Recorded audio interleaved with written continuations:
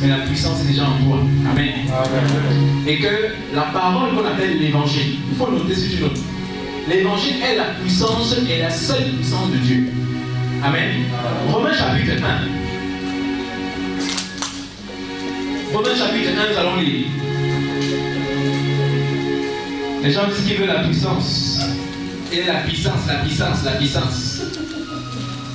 La puissance, ce n'est pas de tomber ou de faire les bruits. La puissance, c'est d'avoir l'évangile. Alléluia. C'est la seule puissance que tu as donné l'Église. Parce que c'est au travers de cette puissance qu'on appelle l'évangile. Et un moyen de la communication qu'on appelle la prédication. Qu'est déployée dans cette puissance pour la mener dans la réalité du Nouveau Testament manifeste dans ta vie. C'est pourquoi j'ai dit la dernière fois que venez à l'église. Venez à l'église. Alléluia. Venez toujours à l'église. Parce que c'est ici que Dieu se manifeste. Amen. C'est ici que la puissance qui est l'évangile se démontre. Alléluia. Nous allons lire dans Romains chapitre 1. Et nous allons voir qu'est-ce que la puissance. Et je vais te démontrer, toi qui notes, nous allons voir que la puissance, c'est Jésus-Christ. Petit a. Qu'est-ce que la puissance? Avant d'arriver dans le verset, toi qui notes, petit a, la puissance, c'est Jésus. Toi qui écris, petit b. Parce que quand je rentre dans le message, maintenant, ce sera seulement l'explication. La puissance, c'est l'œuvre de la croix. Donc, qu'est-ce que l'évangile? Petit 1 ou petit a? Non, petit 1, c'est Jésus. Petit 2, c'est l'œuvre de Jésus. Donc l'évangile 2 points, petit 1, c'est la personne de Jésus ou Jésus-Christ. Petit 2, c'est l'œuvre de la croix. Et nous allons le démontrer avec les Écritures. Mesdames, Messieurs, Dieu nous a donné la puissance. L'œuvre que Jésus-Christ est venu faire à la croix est la puissance que Dieu a rendue disponible au monde. Les marabouts n'ont aucune puissance, c'est des menteurs. C'est les derniers de la société qui ont vu que le système ça est trop compliqué. Ils ont dit bon, nous on va faire la psychologie.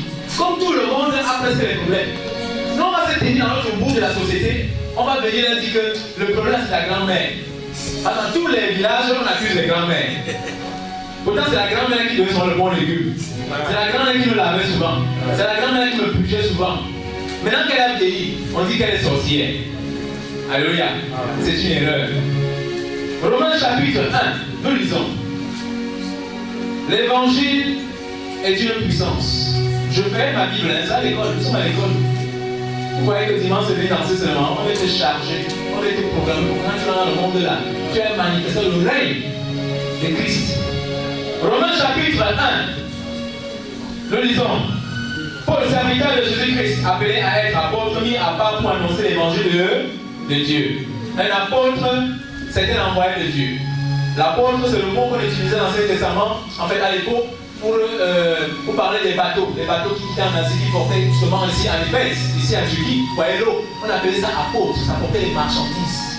Donc l'apôtre portait les révélations, portait les administrations, des choses que tu as mis en lui par la connaissance de Christ pour venir te les administrer. Ton règne en tant qu'enfant de Dieu sera efficace quand tu seras administré dans l'évangile. Plus on va t'enseigner la puissance de l'évangile, plus on va t'enseigner l'identité de qui tu es, tu vas commencer à fonctionner exactement comme l'homme que Dieu a prédestiné en Christ. Si tu n'es pas enseigné dans l'évangile, si ton âme n'est pas enrichie dans la connaissance de l'évangile, en fait tu es pauvre.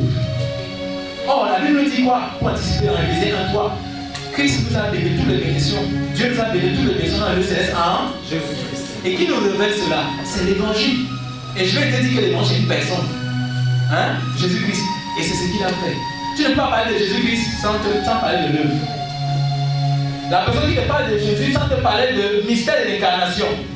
Alléluia. Sans te parler de la mort, elle ne te parle pas de l'évangile. Si quelqu'un te parle de Jésus, ne parle pas de l'ensevelissement, ce n'est pas l'évangile. Si quelqu'un ne parle pas de la résurrection qui a permis que toi et moi on se tienne aujourd'hui, qu'on puisse goûter cette puissance, ce n'est pas l'évangile. Alléluia. Donc l'évangile, c'est Jésus-Christ et son œuvre. L'œuvre, c'est le travail de la croix. Qu'il a dit lui-même à la croix dans Jean 19:30, tout est accompli. Non, c'est le verset. Tout est accompli. Alléluia. Qu'est-ce qui est donc accompli? Jusqu'à ce que l'apôtre Paul vienne, ne reçoit la révélation par Jésus, on ne pouvait pas savoir ce qui a pris place après la résurrection de Jésus-Christ. C'est pourquoi j'ai dit tout à l'heure que l'évangile Le Nouveau Testament, c'est la révélation cachée des choses qui ont pris place et que tu ne vois pas. Qu'on ne voit pas avec les nus. Les gens parlent de l'enfer. L'enfer n'existe pas. Et la Bible dit que l'enfer, c'est l'ignorance. Quand tu ne connais pas, tu es un enfer. C'est l'état des ténèbres dans lequel tu te trouves. Où tu ne comprends pas en fait que tu es fils de Dieu. Où tu ne comprends pas que les démons n'ont aucun pouvoir sur toi. C'est ça l'enfer. C'est pas moi qui dis. Mais là, tu as enseigné sur l'enfer.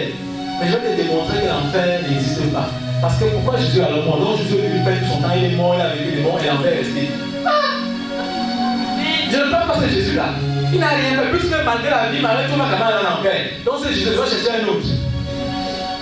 Oui, on est d'accord, non? Si Jésus est venu et que son œuvre n'a pas pu allumer l'enfer, c'est qu'il n'a rien fait, c'est qu'il n'est même pas Dieu. Mais je te pose la question, le tout-puissant Dieu que tu prêches, que tu annonces là, qu'est-ce qui peut le dépasser? Tu dis Dieu tout-puissant. On dit tout-puissant, comme vous aimez souvent dire. Vous dites que les gens disent que le diable est puissant, non? Je ne le refuse pas. Mais tu prends la puissance du diable. Jésus avale ça, n'est-ce pas? Il reste encore tellement de puissance. Supposons que la puissance de Dieu, c'est le nombre de personnes ici. Et que le diable est puissant et que son puissance, c'est seulement ça. Donc si on enlève ça, regarde tout le reste qui reste à Dieu. Donc on dit que Dieu est puissant. Imagine un peu la puissance de Dieu c'est-à-dire qu'il n'est pas comparé avec le diable. Et je vais t'annoncer une bonne nouvelle. La Bible ne parle pas de Satan dans le Nouveau Testament. Je donne un défi. Paul a évoqué souvent de ça. Mais est-ce que Paul parle de Satan dans le Nouveau Testament? Pourquoi vous avez parlé de Satan?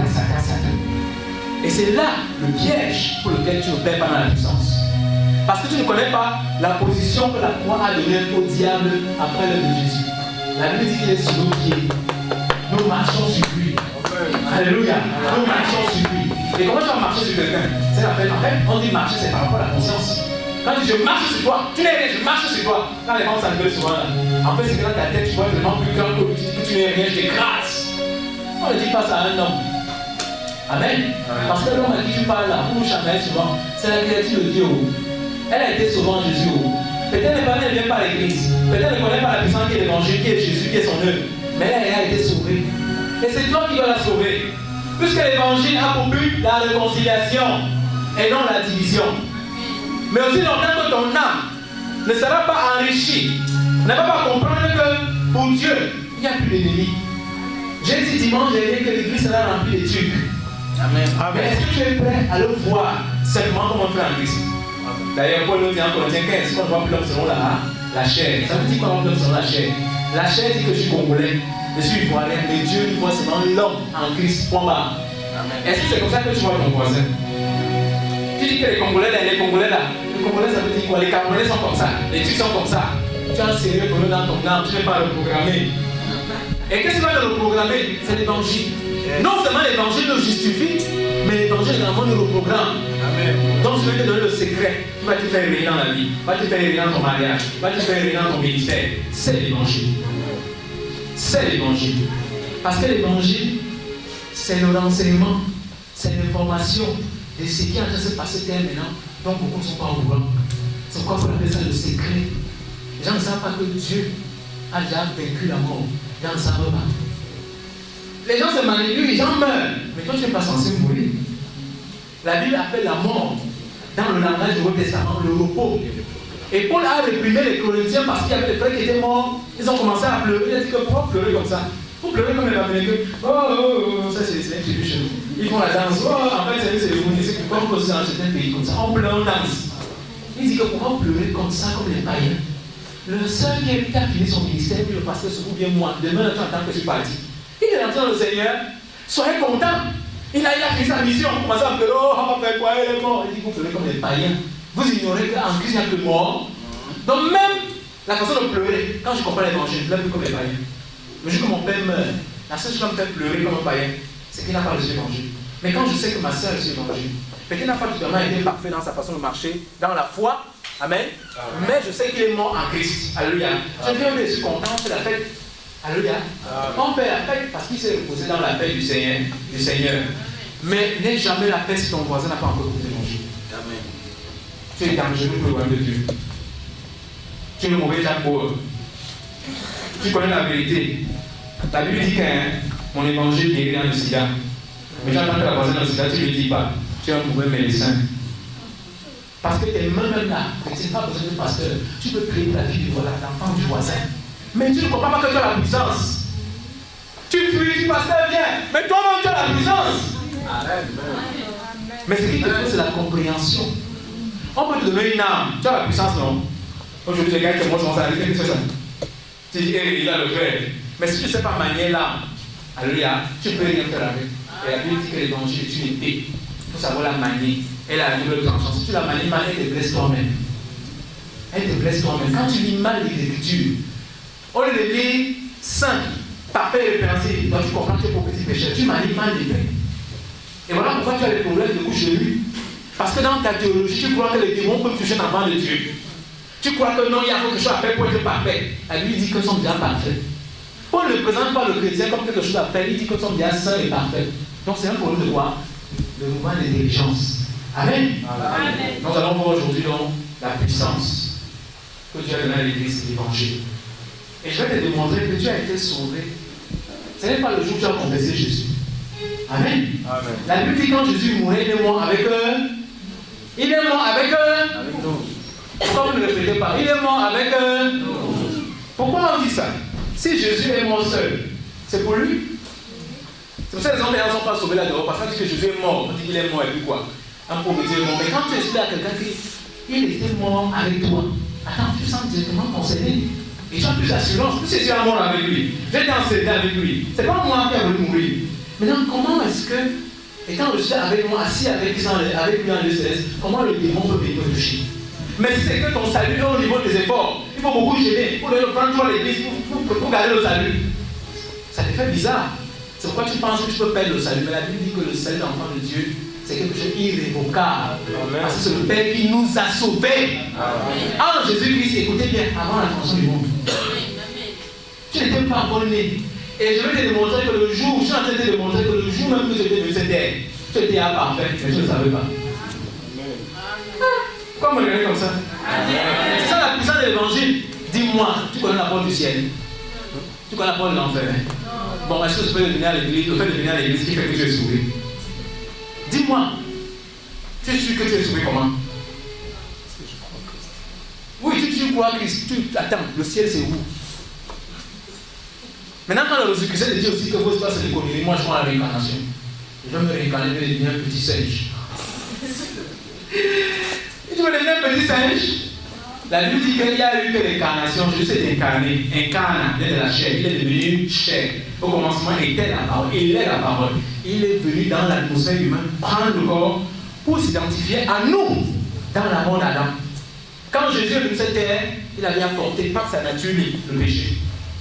Et pendant qu'il était en train de marcher sur terre, la Bible dit qu'il était en train de renverser toute notre marche qu'on allait vivre par son obéissance. De manière à ce que Jésus-Christ, par sa mort à la croix, était l'accomplissement de l'exigence de la loi qui disait que nous devons obéir à la loi de Dieu. Mais la loi elle-même était venue démontrer que l'homme ne pouvait pas obéir à la loi de Dieu parce que sa nature le rendait déjà contraire à la loi. Amen. Amen. Mais Jésus-Christ, sachant bien cette faiblesse, est venu lui-même. Étant Dieu et en même temps étant homme, il a accompli la loi en tant qu'un homme, afin que par sa résurrection, en lui, avec nous, nous puissions partager sa justice. Amen. Amen. C'est ça que l'évangile révèle. Ce n'est pas la théologie, ce n'est pas compliqué, c'est ça qu'il faut accepter. Si vous n'acceptez pas ça, vous aurez des problèmes. Puisqu'il n'y a plus rien à faire pour ton salut est déjà parfait. Maintenant, on dit que l'Église, Jésus le dit, maintenant il donne l'apôtre Paul l'évangile, c'est-à-dire quoi? La face cachée de ce qui s'est passé là-bas. Pierre ne savait pas quand Jésus mourait, il mourait en tant que lui. Est-ce que Pierre a péché 100 jours? Vous avez vu ça dans Matthieu, où Pierre a dit que nous sommes morts avec lui, nous avons été ensevelés avec lui. Ce n'est que dans les épîtres de Paul qu'on lit ça. Donc si tu enlèves les épîtres de Paul, on n'a pas raison d'être ici. Les démons peuvent faire de nous ce qu'ils veulent. Mais à partir du moment où j'ai la connaissance de l'évangile, qui me dit que Jésus-Christ est venu comme moi, comme mon substitut, il a pris ma place. Mais il y a quelque chose qui était caché, il a pris ma place, on a vu un homme mourir sur la croix. Maintenant, Dieu, Jésus, le vient dire à Paul que non, Paul, il y a un secret qui est caché derrière. C'était le femme-là, comme on dit en Afrique, je ne mourrai pas seul. Alléluia. Amen. Je ne mourrai pas seul, j'étais avec chaque homme. C'est ça qui est la puissance de l'évangile. C'est les autres qui vous en allez dans une autre croix. Parce que Jésus est déjà mort en tant que moi. Donc quand Jésus mourait, c'est toi qui mourais. enterrait, c'est toi qu'on a enterré. Quand il est sorti à la tombe là, c'est toi qui étais sorti. C'est ça qu'on appelle la nouvelle naissance. C'est ça qu'on appelle la nouvelle naissance. Alléluia. Est-ce que vous savez que Jésus est né de nouveau? Vous savez ça? Vous savez que Jésus est né de nouveau? Pasteur, tu as annoncé déjà le séminaire? Non, pas encore. Pas encore. Le pasteur va nous annoncer un séminaire que Dieu veut qu'on fasse ici. Par la grâce, on va expliquer ces choses avec la Bible, avec les versets plus éclairés. Amen. Pour que ce ne soit pas comme un truc que c'est moi qui ai inventé. Je suis déjà mort. Donc le femme-là ne peut pas me toucher. Les trucs qu'on met devant les portes là pour dire qu'elle va tomber. Quand tu as cette connaissance, cette puissance, et que tu actives donc, et que tu pries donc consciemment, ces choses n'agissent pas. Puisque tu n'es pas terrestre, tu vis dans un corps, tu as une âme, mais tu es un esprit. Donc les choses terrestres ne peuvent pas tuer un esprit. Tu as me dit que mes pasteurs en meurent tous les jours. C'est leur problème. Frère, l'évangile c'est une affaire de vie, de mort. Hein. Si tu crois l'évangile, tant mieux pour toi. Tu ne crois pas, même tu as l'église, tant mieux pour toi. Amen. Amen. Donc on peut tous être ici là, mais on ne croit pas de la même manière. Mais Paul dit que nous devons parvenir à l'unité de la foi. Il y a une seule foi. Et c'est la foi là que Dieu veut répandre dans toute l'humanité. Parce qu'il n'y a qu'un seul Jésus. Un seul vrai Jésus. Celui qui est mort à la croix. En tant que nous, avec tous les hommes. Qui est ressuscité, qui apparaît à ses disciples, et qui est monté, et assis sur le trône, et a envoyé le Saint-Esprit, n'est-ce pas? Pour nous conduire dans toute la vérité, cachée derrière la croix. Alléluia. Amen. Aujourd'hui, nous ne vivons pas la croix. Nous ne sommes plus à la croix. Nous sommes sur le trône. Amen. Amen. Nous ne sommes plus à la croix. Puisque la Bible dit que nous sommes morts avec lui. On a été crucifiés ensemble avec lui. On a été ensevelis. Rien que cette phrase-là, comment tu penses que tu vas voir la croix? Tu ne dis même pas que tu as la tombe, mais tu penses seulement que tu vas voir sur la croix. J'aime cette croix parce que je n'ai pas déçu. Alléluia. C'est un symbole de notre puissance. C'est le symbole de la puissance de l'Église régénérée. Mais Jésus n'est plus sur la croix. Il est où? Il est maintenant en toi. C'est ça la société de l'évangile. Jésus que on parle dans l'Ancien Testament qui marchait là, ce n'est pas le même Jésus. Moi je ne crois pas en Jésus de Nazareth. Parce qu'il y a Jésus, pasteur parlait quoi, il y a Jésus bas, non? Il y a pas Jésus. Il y a même Jésus Joseph, c'est mon prénom. Il y a tous les Jésus là. Il y a autant de religions, il y a autant de Jésus. Mais peu d'églises croient au vrai Jésus. Les témoins de Jéhovah ne croient pas en Jésus. C'est ça que vous me regardez. Ils disent que Jésus était comme un ange. S'il était un ange, on dit qu'il fallait un homme pour sauver un homme. Un ange pour le sauver. On dit qu'il n'est pas né par incarnation. Parce qu'est-ce que Marie, comment? Attends, si Jésus ne s'est incarné pas, ça veut dire qu'il est né comme un homme. Ça veut dire que son sacrifice est nul. Parce que ça veut dire que s'il est né comme un homme, il est né pécheur. Mais la Bible dit qu'il s'est incarné parce qu'il devait apporter la nature céleste. Mais le fait de prendre la chair, c'est ce qu'on appelle l'identification. Il est devenu tout ce qu'Adam était, afin que par sa résurrection, devenons tout ce qu'il est. C'est pourquoi Paul dit que Christ est mort par son obéissance, n'est-ce pas? Il a détruit la loi, afin que par sa justice, nous devions juste en lui. Donc ne parle jamais de juste, de parfait, d'excellent sans Jésus. Tu ne peux pas te justifier. Et ce n'est pas en faisant les œuvres, puisqu'on a essayé dans l'Ancien Testament, on a enseigné dans l'Ancien Testament, ça n'a pas marché. C'est seulement par la connaissance, c'est tout. Comment tu as fait pour devenir chrétien? C'est par révélation. Amen. Amen. Paul dit que quand il a pris le Père, il lui révélé le Fils. Voilà ce qu'on appelle la nouvelle naissance. Quand tu as la révélation de Jésus, c'est là où tu es vraiment né de nouveau. Tu veux savoir qu'il n'est pas encore né de nouveau. Dis-lui que, est-ce que Jésus vient en toi? Il va dire, hey, comment ça? Jésus au ciel. Que non, Jésus vient en toi. Peut-être qu'il n'a pas la connaissance. Amen, parce qu'on ne l'a pas enseigné. Mais celui qui ne comprend pas que Jésus est en lui, il n'est pas né de nouveau. Amen. Il n'est pas encore né de nouveau. Maintenant, c'est qui c'est en moi. Attends, est-ce qu'il peut avoir Christ en moi et le démon? Alléluia. Je sais que dans l'église traditionnelle, on n'enseigne pas à réfléchir. On réfléchit. Maintenant, tu as Christ en toi, comment le démon peut venir te posséder? Vous êtes sérieux là? Amen. Amen. Amen. Amen. Donc, nous allons voir un verset. Alléluia. Et nous allons voir quelque chose que le Seigneur démontre. Nous sommes dans le livre de Romains. Regardez. Verset 2, chapitre 1. On dit, mis à part pour annoncer l'évangile de Dieu. Donc c'est l'évangile de Dieu. Ce n'est pas l'évangile d'un homme. Or, le mot évangile veut dire évangélium, qui veut dire bonne nouvelle. Bonne nouvelle. Voilà le mot évangélium, veut dire bonne nouvelle. Amen. En quoi est-ce que quand on te dit que tu es possédé, ou c'est la mère de ton père, ou de qui te possède, en quoi est-ce que c'est une bonne nouvelle? Dites-moi, on dit bonne nouvelle. Tout le monde aime les bonnes nouvelles, non? Mais en quoi est-ce que quand on dit que c'est le père de ton père qui t'a attaché, en quoi c'est une bonne nouvelle? Et voilà comment vous, certains d'entre nous, vont sans péché, culpabiliser les gens. Vous êtes sérieux? Et Paul dit que certains sont passés à diviser les familles.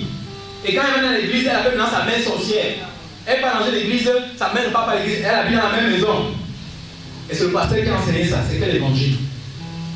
C'est l'évangile du Père. Alléluia. Pourtant, Jean 3,7 dit que Dieu a tellement aimé le monde entier. Que c'est verset. Vous ne comprenez pas ça. Ils lisent ça, mais ils vont culpabiliser, il faut que tu te repentes. On dit que personne ne peut être sauvé par ses œuvres. Tu dis, oh, c'est repenti, qu'elle abandonne, c'est venue à l'église, tu peux la changer. J'ai dit tout à l'heure que Dieu donne un nouveau cœur. Et comment est-ce qu'on reçoit le nouveau cœur? C'est quand on reçoit l'évangile. La puissance de l'évangile transforme ton cœur. Amen. Tu commences à sentir les désirs d'aller à l'église. Le péché là, tu quittes sa soeur, tu dis, qu'est-ce que je fais ici? Même pas c'est quoi dans la boue. Qu'est-ce que je fais ici? Qu'est-ce que je faisais ici? Après, tu es illuminé. Amen. Tu commences à l'église, c'est à l'église. Personne ne te force. C'est la nouvelle naissance. Amen. Donc ne va jamais culpabiliser une soeur, ça ne va pas marcher. Ne va pas prêcher la condamnation. Tu vas dire que change, je change. Tu ne peux pas changer un homme. Alléluia. C'est Christ qui nous a changé à la croix. C'est pourquoi on dit que celui qui est passé à la croix est devenu une nouvelle créature. Mais maintenant, il faut que tu comprennes ça. Il faut maintenant que chaque jour, tu exerces tes facultés par l'évangile en comprenant que je suis déjà. Amen. Et tu changes ta façon de te voir. Amen. Et ta façon de te voir, quand elle va changer ta façon de marcher.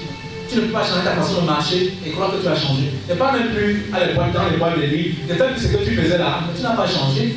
Ça commence dans les pensées. Si les pensées de l'homme changent, sa façon de marcher a changé. Amen. C'est pourquoi l'évangile parle du salut de l'âme. Or, l'âme, c'est le ciel des pensées. Pourquoi ne parle pas du salut de l'esprit? On parle du salut de l'âme. Pourquoi est-ce que la Bible passe par salut de l'âme, salut de l'âme? Ça va être durement pour le salut de l'âme. Pourquoi? Parce que la vie de l'homme est centrée de son âme, ses pensées, ses émotions, ses désirs. Or, la Bible est écrite donc. C'est écrit. Amen. C'est écrit. Donc maintenant, quand tu viens à l'église, le pasteur se prêche. Il y a la parole de l'esprit sort. Ça vient au niveau de ça, change tes pensées. Tu pensais comme ça, tu étais pour petit péché. Un dimanche dit que tu es saint. Amen. Tu commences à penser différemment. Et maintenant, quand tu commences à penser différemment, tu te rends compte que tu fais quelque chose comme un pécheur. Amen. Parce que tu n'es plus pécheur. Pourquoi? Parce que l'évangile me dit que je ne suis plus pécheur. Amen. Regardez. On dit l'évangile qui avait été promis auparavant de la part de Dieu par ses prophètes dans les Saintes Écritures. C'était promis que Dieu va nous sauver. Le sauveur est à venir un faux. Toi, tu es né après que le sauveur vient à rentrer. Toi, tu vas encore rentrer chez Moïse. Voilà, on obéit aux 10 commandements. On te dit que ça avait été promis. Regardez, verset 3. Il concerne son fils. Dans l'évangile, j'ai dit, c'est une personne. Dans l'objet de l'évangile. De quoi est-ce que l'évangile parle? Il parle de Jésus-Christ. C'est quoi on dit ça? Il concerne son fils, l'évangile de Dieu. Parle de Jésus, qui est le Fils de Dieu, qui est venu mourir en tant qu'homme pour nous. Il ne parle pas de Satan. Il ne parle pas de malédiction. Il dit même que Jésus est devenu une malédiction pour nous. Amen. Donc quand tu lis l'évangile, quand tu approches du Nouveau Testament, sache que l'évangile parle de Jésus. Il y a celui qui lit la Bible, chez les versets où on dit que les démons, on dit que les sirènes des eaux. Il y a comme ça en Afrique, on a mis l'évangile parle de tous les humains sauvés en Jésus-Christ. Il n'y a pas d'Africain, il n'y a pas de Noir. Et même vous croyez que vous êtes plus sorciers que les Blancs. Vous dites que tu ne connais pas la sorcellerie à chez nous en Côte d'Ivoire. Mon frère, l'évangile là a donné